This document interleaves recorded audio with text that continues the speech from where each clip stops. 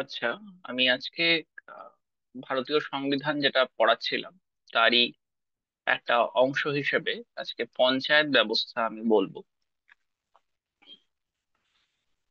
একটু।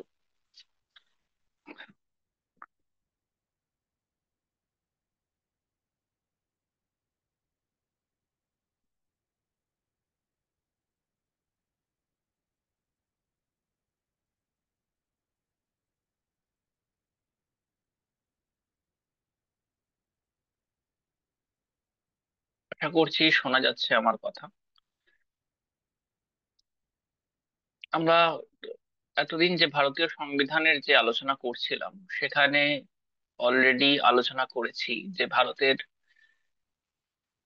প্রশাসনিক ব্যবস্থা বা ভারতের শাসন ব্যবস্থা কিভাবে কাজ করে, সেখানে দু ধরনের সরকার কিভাবে কাজ করে, সেখানে কেন্দ্র সরকারের ভূমিকাটা কি, রাজ্য সরকারের ভূমিকা কি, অর্থাৎ এই ভারতকে যুক্তরাষ্ট্রীয় ব্যবস্থা কেন বলা হয়, এই বিষয়গুলো নিয়ে আমরা অলরেডি আলোচনা করেছি আগে ক্লাসে।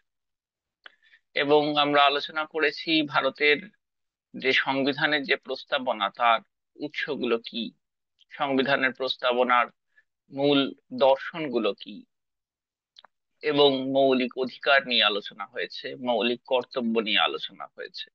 তাহলে এবং ভারতের আইন ব্যবস্থা, যেটা কেন্দ্রীয় আইন ব্যবস্থা, পার্লামেন্ট, লোকসভা, রাজ্যসভা নিয়ে আলোচনা হয়েছে। আবার রাজ্যের আইন ব্যবস্থা, বিধানসভা, বিধান পরিষদ দিয়ে আলোচনা হয়েছে। এবং আমাদের যে বিচার ব্যবস্থার যে হায়ারার্কি সেটা নিয়ে আলোচনা হয়েছে, সুপ্রিম কোর্ট, হাইকোর্ট নিয়ে আলোচনা হয়েছে। তো আমাদের অনেকটা সংবিধান সম্পর্কে আমরা একটা সামগ্রিক ধারণা লাভ করেছি। তো এবার আমরা স্থানীয় স্বায়ত্তশাসনমূলক ব্যবস্থা সেটা সম্পর্কে সংক্ষিপ্ত ধারণা একটু নেব। যে ভারতে শাসন ব্যবস্থা শুধুমাত্র যে উচ্চ স্তরে কেন্দ্র সরকার রয়েছে, রাজ্য স্তরে রাজ্য সরকার রয়েছে, কিন্তু তারও নিচে গ্রামীণ এবং স্থানীয় স্তরে আর কি, সেখানে স্থানীয় স্বায়ত্তশাসন ব্যবস্থা রয়েছে।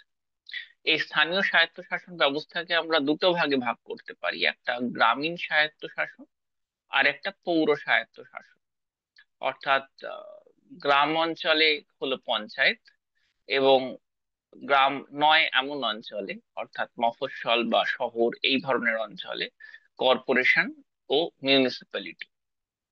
তো ভারতের যখন সংবিধান তৈরি হয় তখন কিন্তু এই স্থানীয় স্বায়ত্ত শাসন, অর্থাৎ এই পঞ্চায়েত ব্যবস্থা বা মিউনিসিপ্যালিটি, এগুলো গঠনের কথা সেরকম ভাবে বলা হতো না বা বলা ছিল না।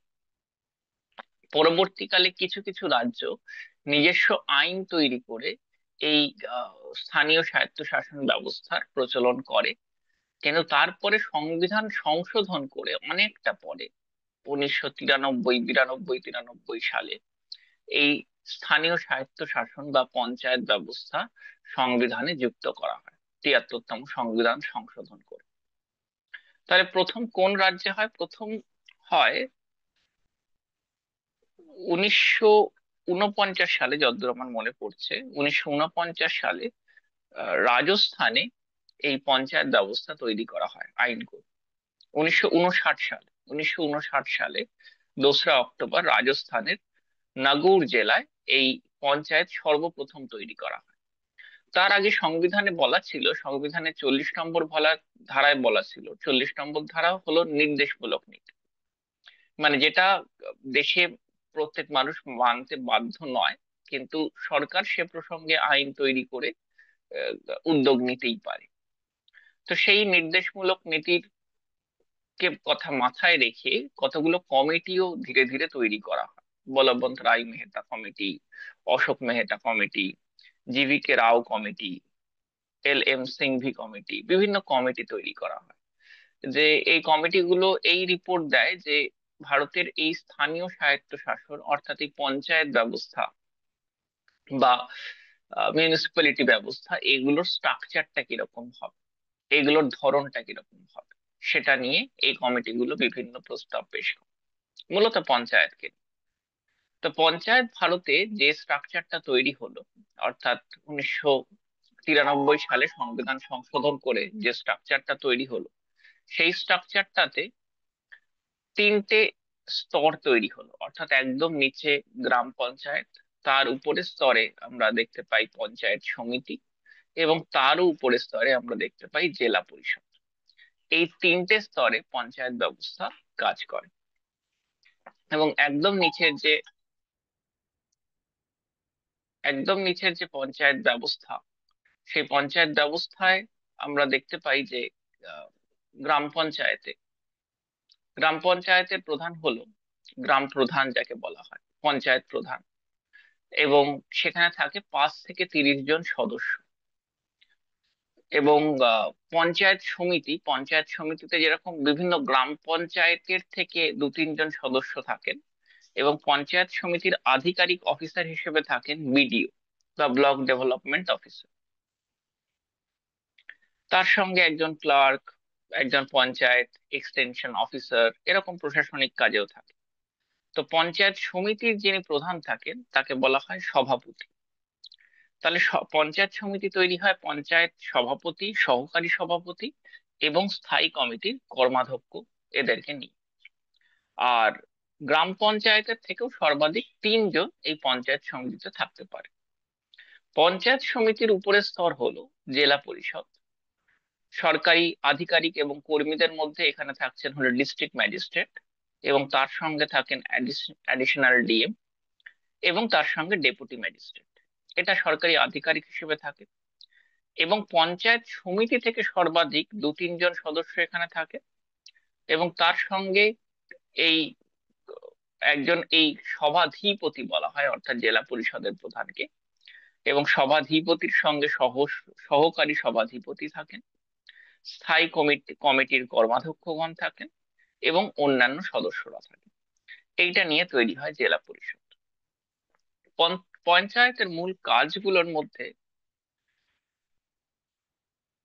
যেগুলো বেসিক কাজ, সেগুলো বলা যেতে পারে যে জনস্বাস্থ্য সংরক্ষণ, আহ আবর্জনা পরিষ্কার, গ্রামীণ পথঘাট, বিদ্যালয়, পুকুর ইত্যাদি রক্ষণাবেক্ষণ, কোনো সংক্রমণ রোগ প্রতিরোধের ব্যবস্থা করা, শ্মশান ঘাট, কবরস্থান এইসবের তত্ত্বাবধান করা, জন্ম মৃত্যু সম্পর্কিত তথ্য যেগুলো হয় সেগুলো নথিভুক্ত করা, ন্যায় পঞ্চায়েত গঠন ও পরিচালনা করা, এইগুলো পঞ্চায়েতের বেসিক কাজ। এবং এই পঞ্চায়েতের সদস্য হতে গেলে, গ্রাম পঞ্চায়েতের সদস্য হতে গেলে 21 বছর বয়স হলেই চলে। এক একটা পঞ্চায়েত 5 বছরের জন্য গঠন করা হয়। 5 বছরের আগে যদি কোনো পঞ্চায়েত ভেঙে যায় তাহলে 6 মাসের মধ্যে গঠন করা। আর পঞ্চায়েত নির্বাচনের জন্য নির্বাচন কমিশন, অর্থাৎ রাজ্য নির্বাচন কমিশন তার দায়িত্বে থাকে। এই সংবিধান সংশোধনী বলা হয় পঞ্চায়েতের সদস্যদের মধ্যে 1/3 মহিলা আসন সংরক্ষিত, অর্থাৎ মহিলারা এখানে যেমন সাধারণ আসনেও মহিলারা দাঁড়াতে পারবেন, কিন্তু 1/3 আসনে অবশ্যই মহিলাদেরকে প্রার্থী দিতে হবে। এবং বেশ কিছু ক্ষেত্রে এই ডিস্ট্রিবিউশনটা বা এই সংরক্ষণটা গ্রাম পঞ্চায়েতের যিনি প্রধান বা পঞ্চায়েত সমিতির যিনি সভাপতি বা জেলা পরিষদের যিনি সভাধিপতি, এই ধরনের পোস্ট গুলোতেও, অর্থাৎ যেগুলো সভাপতি পোস্ট, সেই পোস্ট গুলোতে অনেক সময় সংরক্ষণ থাকে। এবং এই 1/3 হিসেবটা করেই এই সংরক্ষণটা করা হয়। এছাড়াও গ্রাম পঞ্চায়েতের সঙ্গে খুব জড়িয়ে থাকে হলো গ্রাম সংসদ। এই গ্রাম সংসদ বছরে 2বার আয়োজন করা হয়। সেখানে আলোচনা করা হয় যে এলাকার নির্বাচিত প্রতিনিধিরা এবং গ্রামের মানুষরা মিলে সেখানে আলোচনা করেন। এবং আবার গ্রাম সভাও বসে, যেখানে গ্রাম পঞ্চায়েত এলাকার সকল ভোটারদের নিয়ে আলোচনা করা হয়।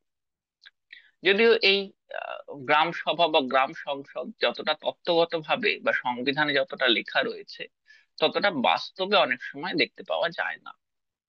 তাহলে এই পঞ্চায়েতের সংক্ষিপ্ত আলোচনা আমরা করলাম, যে পঞ্চায়েতের সংক্ষিপ্ত আলোচনায় আমরা দেখলাম যে গ্রামীণ স্বায়ত্তশাসন ব্যবস্থা, যেটা মূল সংবিধানে ছিল না, সেটা পরবর্তীকালে সংযোজিত হয়েছে 1993 সালে। এবং 73তম সংবিধান সংশোধনের মাধ্যমে। এবং এখানে 3টে স্তরে পঞ্চায়েত কাজ করে। 3টে স্তরে, অর্থাৎ সর্বনিম্ন স্তরে গ্রাম পঞ্চায়েত, তার উপরে পঞ্চায়েত সমিতি এবং তার উপরে জেলা পরিষদ। আর যদি আমাদের পশ্চিমবঙ্গের আলোচনায় আসতে হয়, তাহলে পশ্চিমবঙ্গে পঞ্চায়েত আইন 1973 সালে তৈরি হয়ে গেছিল। কিন্তু পশ্চিমবঙ্গে যখন বামফ্রন্ট সরকার ক্ষমতায় আসে 77-এর পর, 1978 সালে এই পঞ্চায়েত নির্বাচন প্রথম করা হয়। অর্থাৎ পশ্চিমবঙ্গে পঞ্চায়েত ভারতের সংবিধান সংশোধনের আগেই হয়ে গেছিল। তো এই সংক্ষিপ্ত আলোচনা আমাদের আজকে রইলো তাহলে।